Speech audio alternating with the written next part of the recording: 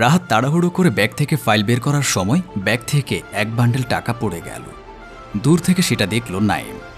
Rahat file বের করে তার পার্টনারকে বলল, হ্যাঁ সাদেক, গত মাসে রবি এন্টারপ্রাইজকে মোট 11,72,000 টাকা পেমেন্ট করা হয়েছে।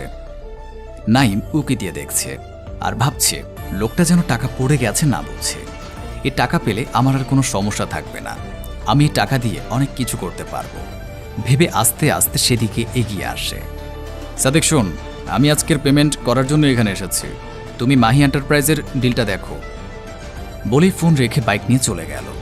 নাইম দ্রুত এসে টাকার বান্ডেল তুলে নিয়ে এদিক ওদিক তাকিয়ে ফিরে গেল। যেতে যেতে ভাবছে, আমি কিছু পারি না, বাবা সব সময় গালি দেয়, আজ এর টাকা নিয়ে গিয়ে বাবাকে দেখিয়ে দেব আমি কি করতে পারি। আমার ভাগ্য তো ভুলে গেল, আমি আজ থেকে আর বেকার না। এ টাকা দিয়ে কি করা যায়? একটা দোকান দিব নাকি অন্য ব্যবসা করব? আচ্ছা বাবার কাছে যাই, বাবা যা বলে তাই করব। ভাবতে ভাবতে বাড়িতে পৌঁছে গেল। রাত টাকা পেমেন্ট করতে গিয়ে তার ব্যাগে টাকা খুঁজে পাচ্ছে না। সে তার পার্টনারকে ফোন দিয়ে বলল, দেখো তো আমি অফিসে টাকা রেখে এসেছি কিনা, আমার ব্যাগে তো টাকা নেই।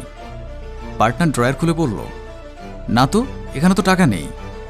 রাহাত ফোন রেখে ভাবল, ফাইল বের করতে গিয়ে মনে হয় সেখানে টাকা পড়ে গেছে। আমি তো অনেক দূরে চলে এসেছি, আমি কি আর ওখানে গিয়ে টাকা পাবো? সেখানে যাওয়ার উদ্দেশ্যে বের হলো। নাইম তার বাবার কাছে গিয়ে বলল, বাবা আজ থেকে আমাদের আর কোনো সমস্যা থাকবে না, আমি ব্যবসা করব, এই দেখো টাকা। বলে টাকার বান্ডেল বের করে বাবাকে দেখালো।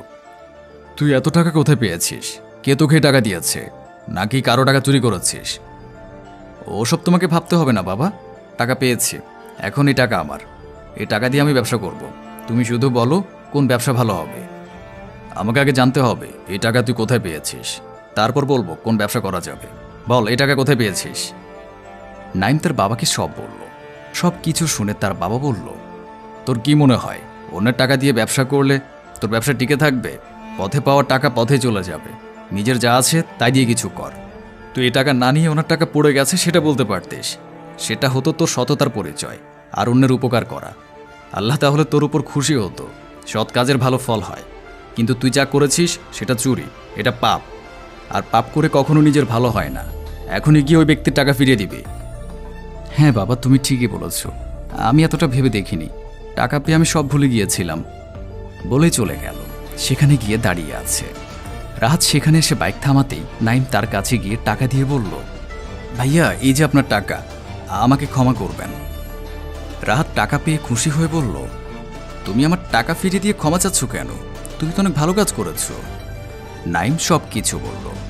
রাহাত বলল, এটা কোনো ব্যাপার না, তুমি যে তোমার ভুল বুঝে আমার টাকাটা ফিরিয়ে দিচ্ছ এটাও সততা। এই টাকা হারালে আমি আমার পার্টনারের কাছে হয়তো অসৎ হয়ে যেতাম। তোমার বাবা অনেক ভালো মানুষ, এমন বাবার সন্তান কখনোই খারাপ হতে পারে না। তোমাকে আর বেকার থাকতে হবে না, কালই তুমি আমার অফিসে জয়েন করবে, এই নাও আমার কার্ড। নাইম খুশি হয়ে বলল, সত্যি ভাইয়া? বাবা ঠিক কথাই বলেছে, সৎ কাজ করলে তার ফল ভালো হয়। সততাই উৎকৃষ্ট পন্থা। সাময়িক লোভে অন্যের কিছু নিলে সেটা আবার অন্যের কাছেই চলে যায়। সৎ ব্যক্তি কখনোই নিরাশ হয় না, নিজের যা আছে তাই আসল সম্পদ। অন্যের কিছু নিয়ে ভালো কিছু হয় না, বরং নষ্ট হয়ে যায়। সততার পুরস্কার আল্লাহ নিজ হাতে দেন।